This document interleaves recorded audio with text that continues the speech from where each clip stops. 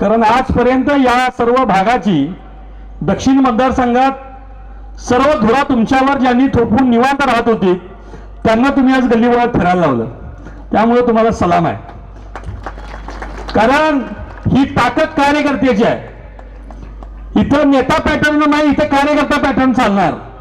कारण व्यंकू देसाईंनी बोलत असताना पहिलं त्यांचं जे भाषण होतं त्या भाषणामध्ये डोळ्यात साहेब पाणी आलं, तो व्हिडिओ बघून आमच्या सुद्धा डोळ्यात पाणी आलं. कारण आम्ही फक्त ते रिंकू देसाई मित्र म्हणून नाही, आम्हाला स्वतःला तुम्हाला त्या याच्यामध्ये भाषणामध्ये बघत होतो. जी तुमची परिस्थिती आहे ती आमचीच परिस्थिती आहे.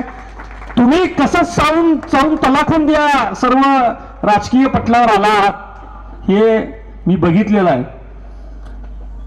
सारंग भाऊ एक विकासभिमुख नेतृत्व आहे. गेले 15 वर्ष ते या भागाचं नेतृत्व करतायत. साने गुरुजी या भागाचं ते नेतृत्व करत असतील तर त्यांचे वडील सुद्धा गुरुजी होते, त्यामुळे गुरुजींचे संस्कार त्यांच्यावर आहेत.